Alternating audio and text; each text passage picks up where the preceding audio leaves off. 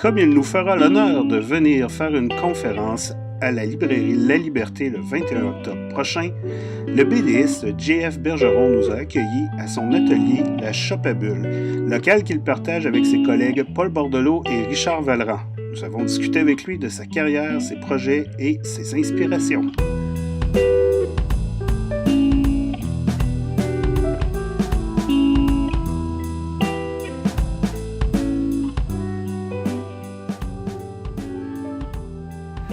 Jeff, je crois que la meilleure introduction à faire pour les gens qui nous écoutent, ce serait de discuter d'abord et avant tout de ton parcours, de ce qui t'a amené à faire de la bande dessinée, puis les événements qui t'ont permis de t'introduire dans cet univers-là. Puis, dans le fond, d'une certaine manière, si tu as des influences particulières, ce serait quoi exactement? Ce serait qui? Bref, c'est une grande question en tant que telle. Alors, je vais essayer d'y répondre le plus simplement possible. Disons que la bande dessinée, ça a toujours été pour moi un objectif là, à atteindre comme étant auteur de BD. Donc, de devenir un jour auteur de bande dessinée. J'étais tout petit, j'avais 7-8 ans quand je lisais des Spirou, des Gaston Lagaffe, des Schtroumpfs. Puis, pour moi, c'était un médium idéal. Je voulais devenir auteur de bande dessinée, je dessinais déjà beaucoup, j'avais une facilité dans le dessin, mais être auteur de BD, pour moi, c'était le métier le plus cool sur la Terre. Donc, pendant longtemps, ça a été un rêve d'être auteur. Et puis, j'en ai toujours fait de façon dilettante. J'en ai toujours fait adolescent, jeune adulte. Finalement, c'est en pratiquant, en faisant, en m'inspirant d'auteurs que j'aimais beaucoup. Bon, on s'entend que dans les premiers temps, c'était plus du franco-belge, très franquin, c'était de l'humoristique, du dessin humoristique qui me branchait beaucoup. Puis adolescent, là, j'ai découvert d'autres auteurs comme Cosé avec son Jonathan, j'ai découvert Derrida avec son Body Long Way, puis je suis tombé aussi sur d'autres auteurs un peu plus réalistes, Moebius, puis là, ou Herman encore, Herman avec Jérémia, ça a été pour moi une révélation. Moebius, Giraud, j'imagine aussi, hein? J'étais moins western à ce moment-là.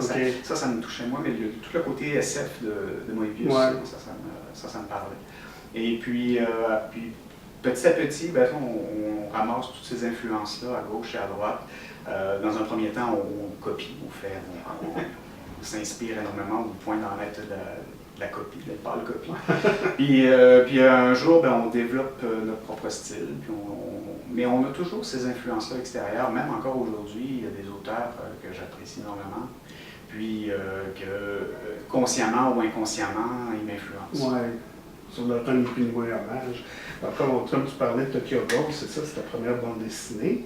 Tu dans cette BD-là, Tokyo est quasiment un personnage en soi. Oui, c'est ça, c'était le principe. C'est ça. La ville comme étant un personnage. C'est ça, la ville est en elle-même un personnage. Est-ce que tu t'es rendu sur les lieux, tu fais de la recherche sur les lieux in situ, comme on dit, ou c'est surtout de la recherche documentaire? J'ai fait du tourisme virtuel. Ah ouais, c'est ça. C'est quand même bien. C'est vrai que c'est le genre de choses que j'aurais pas pu faire il y a 15 ans. Mettons plus il y a 20 ans. Mais là c'était pas trop mal parce que justement, il y avait énormément de gens qui, sur leur blog ou sur des blogs personnels, des blogs de voyage, qui me postaient plein d'images, plein de photos de leur séjour à Tokyo. J'allais chercher à gauche, à droite des photos. Et en même temps, il y avait toutes les documentation livre, mais c'était surtout sur Internet que je trouvais la plupart de ma documentation. Documentation visuelle. Surtout que c'était quelque chose qui se passait aujourd'hui, donc c'était contemporain. C'est le Japon médiéval, c'est ça. OK. Écoute, on va tomber sur ni plus ni moins ton œuvre phare, le Crépuscule des Dieux. Toujours avec Nicolas Jarry. Donc, moi, le Crépuscule des Dieux, je trouve que c'est une œuvre qui est vraiment remarquable. Donc, ton talent de dessinateur, il explose littéralement, à mon avis. C'est d'ailleurs avec ça que je t'ai connu, moi, que j'ai découvert J.F. Bergeron.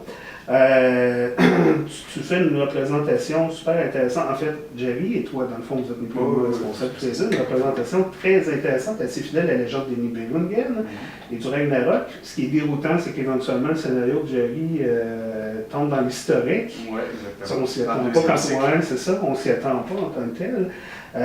Maintenant que cette série est close, est-ce que toi, en tant qu'artiste, tu aimerais refaire une expérience comme celle-là, travailler sur une aussi longue série?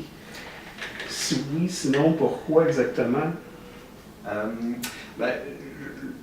Faut avouer que pour le Crépuscule des Dieux, à une certaine époque, j'ai eu un moment de fatigue. À partir du tome 4-5, j'ai senti que c'était assez tôt quand même. Oui, quand même.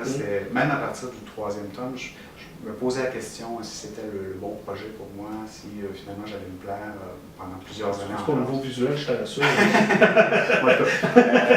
Mais j'ai quand même continué à le faire de façon le plus professionnelle possible. J'ai pas voulu bâcler mon travail pour autant, même si je trouvais ça plus lourd, plus difficile, ou peut-être que j'avais moins la flamme au départ. Mais c'est à ce moment-là aussi que j'ai commencé à faire des projets en parallèle. C'est à ce moment-là où est-ce que je me suis dit, bon, je ne veux pas me retrouver dans un carcan où est-ce que je vais faire pendant 10 ans la même chose, toujours le même univers, avec les mêmes personnages, puis la même ambiance, la même atmosphère. Pourquoi ne pas faire 2 projets en parallèle? Pourquoi ne pas varier un peu les univers sur lesquels... Qu'est-ce qui t'a permis de maintenir ça m'a donné une espèce d'oxygène, une bouffée d'air pour justement travailler pendant un certain temps sur le Crépuscule, puis après, retomber sur un projet de science-fiction, un projet de fantastique, ou un projet qui était finalement à des années-lumière souvent du Crépuscule des Dieux. Donc, puis ça me permettait aussi, c'est ça, de sortir de la routine, de ne pas me retrouver... Parce que Saint-Germain avait été fait en même temps que le Crépuscule des Dieux. Le Saint-Germain, ça a été fait exactement en 2008-2009, en plein milieu du tome 3 et 4 du Crépuscule des Dieux. Est-ce que c'était Jerry encore, ça? Je me rappelle pas. Non, c'est Thierry Gloris qui était au scénario. Puis en même temps, c'était dans une autre maison d'édition, donc c'est pour ça que Saint-Germain, je l'ai publié sous Bergeron au lieu de GF. Et par après, j'ai continué un peu le même principe avec White Crows, que j'ai fait en parallèle avec les tomes 6 et 7 de Crépuscule des Dieux. Puis après, Broadway, où est-ce que là, j'étais dans les derniers tomes du Crépuscule, donc j'ai fait le tome 1 et 2. Pour toi, dans le fond, c'est à partir de White Crows.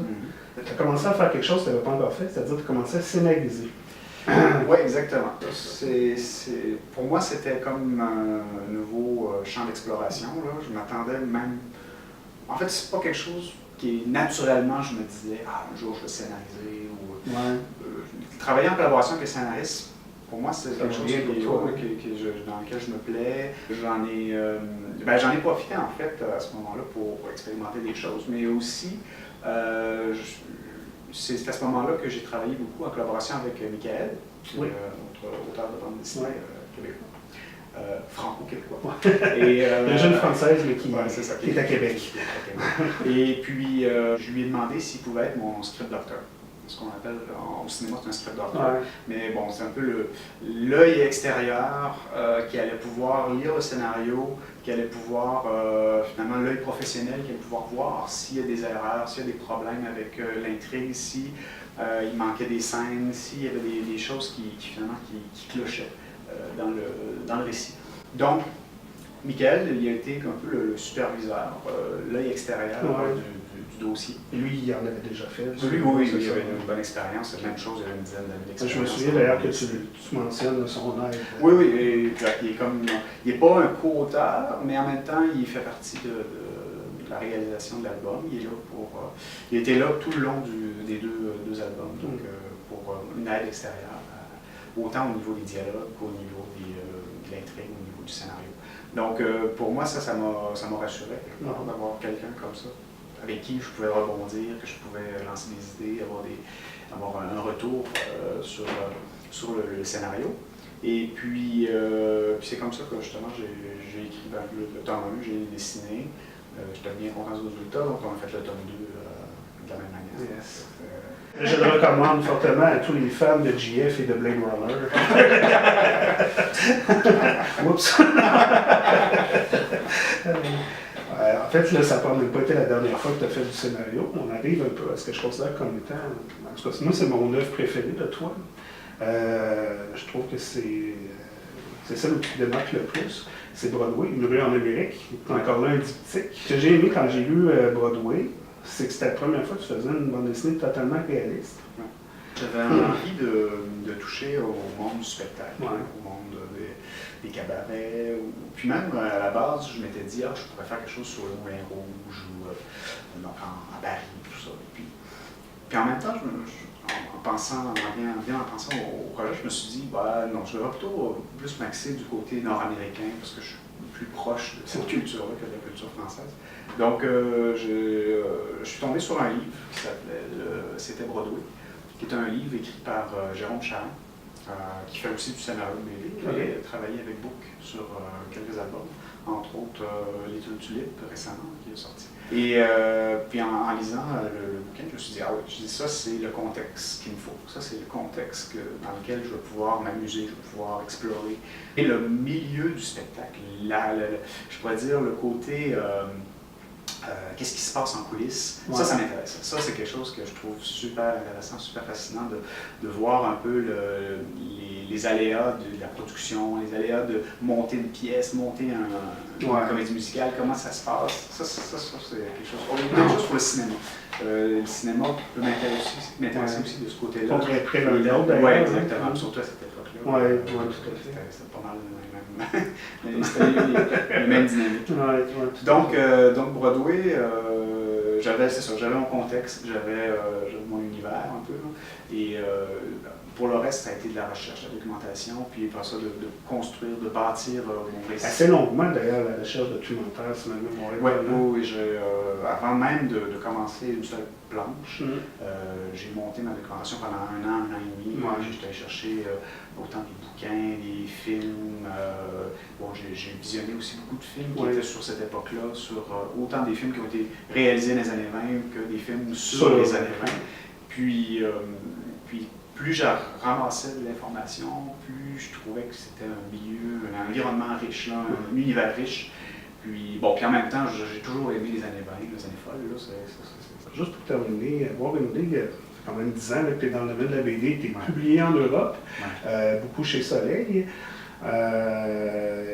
Mais tu travailles constamment au Québec. Tu t'exiles pas en Europe pour travailler. Donc, tu as les deux côtés de la médaille, je veux dire les deux côtés de l'océan plutôt. Tu vois un peu comment ça se passe et au Québec et en Europe. Comment fonctionne un peu le domaine de la BD là, en 2016? Comment ça se passe en tant que tel? Au niveau local, au Québec, la bande dessinée se porte beaucoup mieux maintenant qu'il y a 15 ans.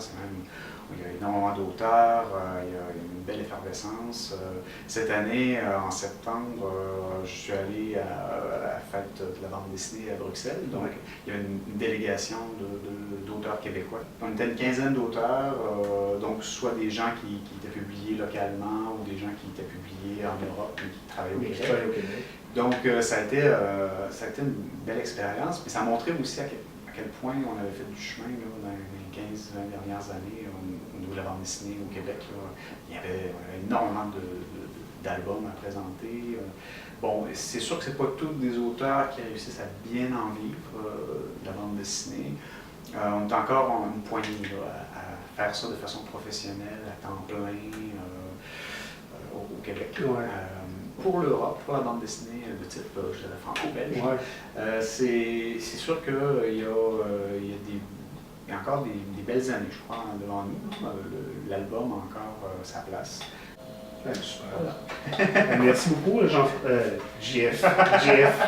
Merci beaucoup de nous avoir reçus à ton atelier. Et on se revoit le 21 octobre à la librairie La Liberté pour parler de documentation, de l'utilisation de la documentation dans la bande dessinée. Comme moi.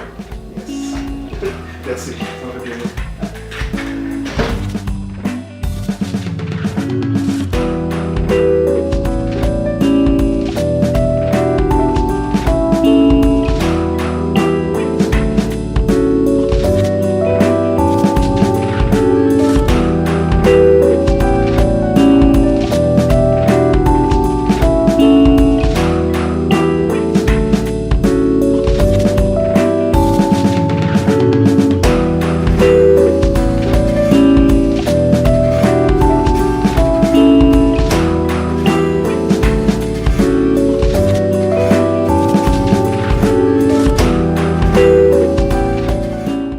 t'appelles Jeff ou Jean-François? Jeff. Je vais essayer de pas le... On va l'échapper.